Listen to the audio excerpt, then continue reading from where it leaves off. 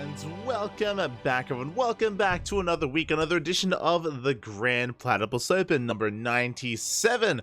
I'm, of course, host ZvP, and with me, I'm joined by my lovely plushies in the chat and the plushies and the people in chat as well.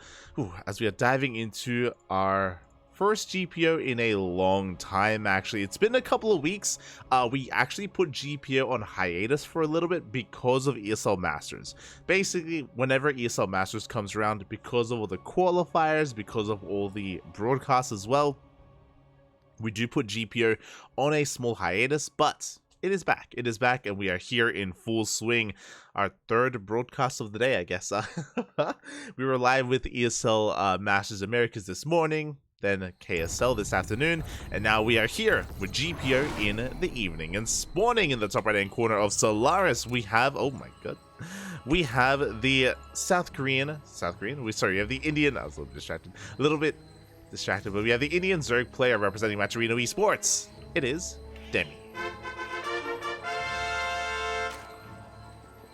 And spawning in the bottom left-hand corner, we have his opponent. We have the blue Protoss from the land of Hong Kong. It is Sevenwarrior. And it is good to be back. Good to be back here once again with GPO, with Grand Platypus Open. Ha! Wait, there it is. Ha! I was looking for where the platypus was. Ah, it's so cute. Beautiful. But yeah, it's great to be back here once again. Exclamation mark B in the chat if you guys want to have a look at the bracket yourselves. If you wish to have a look at the bracket, it is, again, you know, full of our regulars here. We have Demi from India. We have Gogo Joey from Hong Kong. We have Honmono from the land of Japan, and we have a couple of others as well. Kot is going to be here. I believe his debut in GPO. Kot, of course, is, I believe, a player from Hong Kong and has been competing in some of these online events, but I believe for the first time here in GPO, so I look forward to seeing how he does perform and how he does compare to some of our other regulars here in the Grand Platypus Open. But before we can sink our teeth into Homono and Gogo Joey and Kot, we're here with our ZvP, and not the first time we've seen the Sevenwarrior. Sevenwarrior, he's more of an up-and-coming amateur player, so best of luck. It is going to be an uphill battle going up against Demi of all players, so good luck, baby. As Demi is the best player in India, so no slouch here, no slouch whatsoever. So far we have a gate expand here from Sevenwarrior, nothing too fancy. Should be getting into our cyber core momentarily as well. Sorry, I said gate expand. I'm pretty sure this is a Nexus first. Oh my god, I just took a moment, it took me a moment to realize just how fast this Nexus was here. So yeah, Nexus first out of Sevenwarrior into that gateway, into the cyber core as well. So a very greedy opener here from our Protoss. Nexus is already done, and Demi does see this. With this Overlord coming in, he does confirm how economic, how greedy Sevenwarrior has been, and we'll see if we get a punish on this as well. We'll see if we can punish this. For now, we're just droning. We are chilling, just droning, macroing on up, getting into the swing of things here. Demi is at least. And yeah, we'll see if he can just settle into this game and what his approach to Sevenwarrior is going to be. As a reminder, if you do look at the brackets, Gogo Joey is waiting for the win of this series, so we're going to be going into from one into the other, eventually into Gogo Joey thereafter as well. As we, oh my god, the nonsense continues, or the crazy turns here out of Sevenwarrior. Was a Nexus first. Oh, Game do have a bit of a pause. But it was a Nexus first here into Gate Cyber Robo, a Robo-based opener instead. Hopefully everything's okay, by the way. Hopefully there's no latency issues. Maybe Uber Eats has arrived. There's a bit of a knock on the door, and we gotta get our food. But yeah, this is, I won't get too much into this, but there we go. Looks like we will soon be diving back into this. But this Robo opener, yeah, very out of the norm, as game resumed. Pause has concluded. Now, typically, what is standard here in this matchup is a Stargate opener to get into a third base, or a Twilight Council to be aggressive and then to eventually expand as well. To go for a Robo followed by a Forge is wild. Now, unfortunately, it gets scouted. Unfortunately, the Overlord was over the natural base and does see the Robo. This should be for a 2-base all-in, which this is looking to work towards like a +1 immortal, kind of like vanilla army here. I say vanilla, it will have +1, yes, but like I'm thinking slow Stalkers, stalkers without blink, slow lots as well, a very aggressive style here from Sevenwarrior, and yeah, I'm really curious to see how this is all gonna piece together.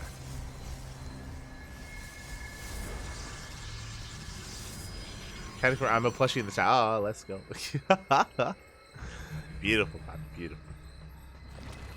As for now, never mind. So it is going to be Robo into Forge into a delayed Twilight Council. I'm not too fond of the delayed Twilight Council. Basically, we have a War Prism on the way to harass across the map. But what are we really going to be harassing with here? Especially if we're working on a later upgrade, if we're working on a later tech.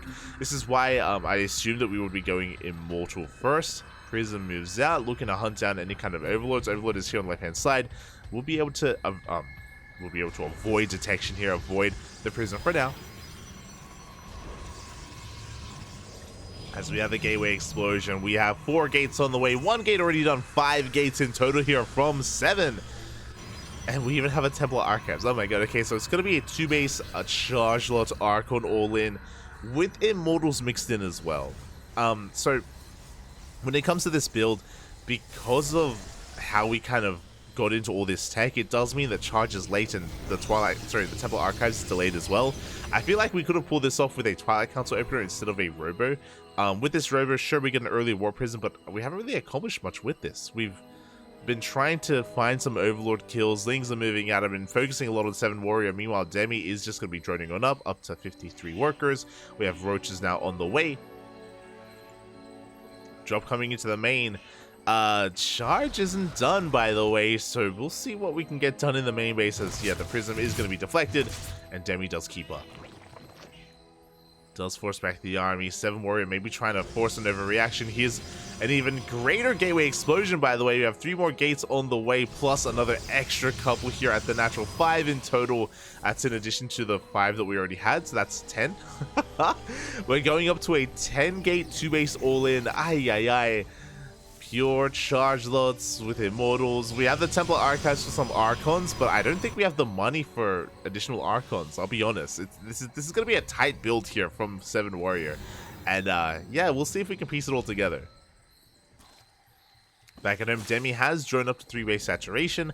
He hasn't taken his additional gases. He doesn't need them. He's only on 4 gases for the time being, and just focusing on and building up this Roach Ravager Ling army. And as long as Demi isn't too greedy, as long as he maintains unit production here, he should be okay. He should be able to keep up. And here we go. Here comes Yolin. Has been spotted by the Ling. Charge has been revealed. Demi now knows, and he's getting ready. Now, we do have 4 Overlords in production to make sure we do not get supply blocked. And here comes the all-in from Sevenwarrior. We have 1 Archon in the mix. We've got 4 Immortals. That's a lot of Immortals.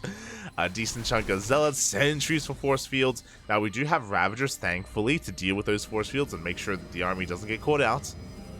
We have to be very on point with said Force Fields. Make sure that we have one in the chamber.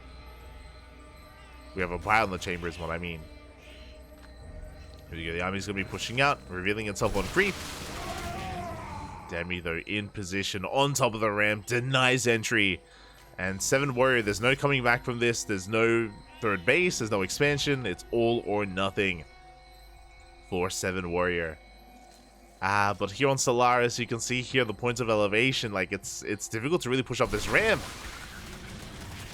We're trying. We're trying to find a way in, but the longer this goes on, the better it is for Demi. We're missing a couple of Warbin cycles. We could do with another Warbin Zealots, and there we go. Yeah, Sentries and Zealots on the way. Sorry, High Templar and Zealots on the way.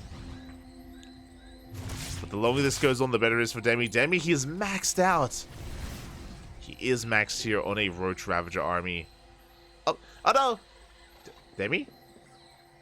Demi!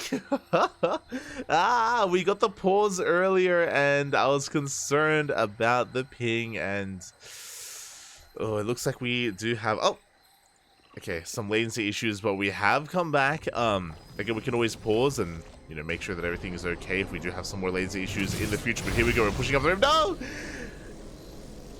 I don't have ref. I can't pause the game.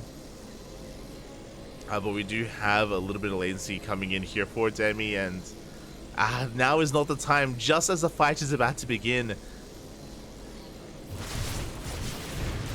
And we're playing it out, okay? I was ready to like wait for a pause, but no, we're gonna be playing it out, and here we go. We're just diving up this ramp here, pushing towards the roaches. Ah, no. The lag, Papi. I mean, I feel like if this is hurting anyone, it's hurting Demi more so than his opponent. Four shooters have been thrown now. We haven't seen any biles out of Demi because of what's been happening. And if it's up to the players to pause in this moment, and now we're just playing it through. We're fighting through the lag. We see Sevenwarrior breaking through the first line here of roaches. Demi pulling back here, getting on top of the Archons. Ah. I don't have the power to pause. No. As sentries are getting picked off one after the other. We're down to a couple of immortals. Again, less than ideal. And I'll definitely message Demi after this just to make sure everything is okay. May have to restart their router, restart their modem, maybe change the VPN. I do know that Demi does use VPNs typically for this tournament.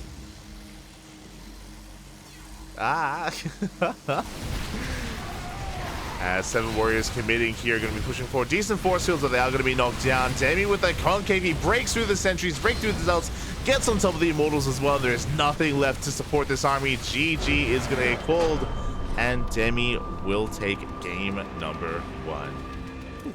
GG. But just very unfortunate that we did have some latency issues there. We had a pause at the start, and I am going to quickly message Demi.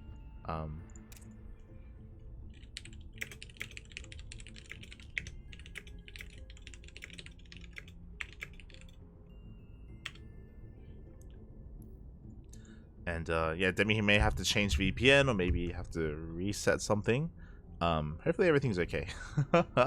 Not just for this series, but even for future series. Like, Demi is a really strong player, really strong Zerg player, and the last thing he would want here is to have some latency issues in the tournament.